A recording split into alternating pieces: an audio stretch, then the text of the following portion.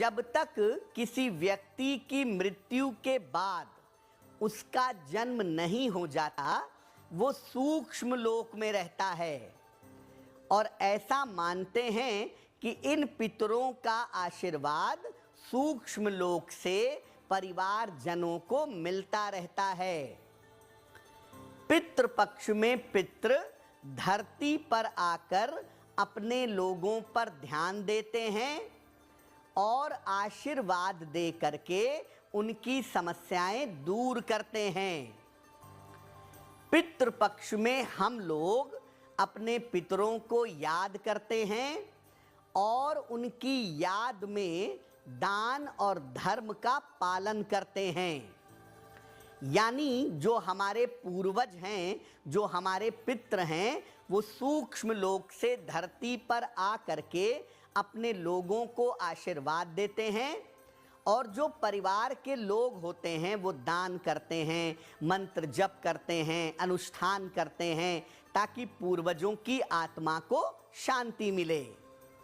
इस बार पितृपक्ष 18 सितंबर को शुरू हो रहा है और 2 अक्टूबर तक पितृपक्ष रहेगा, जिसके दौरान हमें पितृपक्ष के नियमों का पालन अवश्य करना चाहिए। हम नियमित रूप से अपने पितरों को जल अर्पित करते हैं और ये जल हम देते हैं दक्षिण दिशा की तरफ चेहरा करके मध्य दोपहर के समय में। जल में काला तिल मिलाया जाता है और हाथ में कुश रखा जाता है। कुश ले करके और हाथ में जल में काला तिल ले करके ये जल अर्पित किया जाता है। जिस दिन पूर्वज के देहांत की तिथि होती है उस दिन अन्न और वस्त्र का दान किया जाता है और उसी दिन किसी निर्धन व्यक्ति को भोजन कराया जाता है।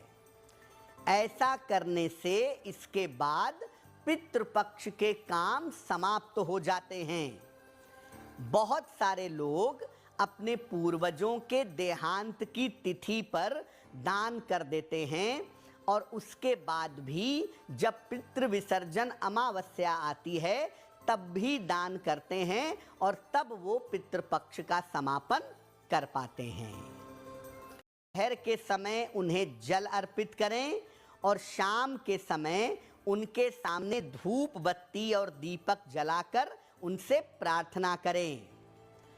कुतप वेला में पितरों को जल दें या तर्पण दें। बिल्कुल ठीक दोपहर का जो समय है वो कुतप वेला का समय है। इसी वेला में तर्पण करना चाहिए। इस समय में तर्पण करने का विशेष महत्व है। तर्पण जब करेंगे तो हाथ में कुश ले लेंगे और जल में काला तिल मिला लेंगे। तर्पण में कुश का और काले तिल का विशेष महत्व है। इनके साथ तर्पण करना ज़्यादा बेहतर होता है। जो कोई अपने पितरों को जल दे रहा है, उनका तर्पण कर रहा है, पितृपक्ष का पालन कर रहा है, उसे पितृपक्ष में केवल एक समय सात्विक भोजन ग्रहण करना चाहिए और पितृपक्ष में सात्विक आहार खाइएगा।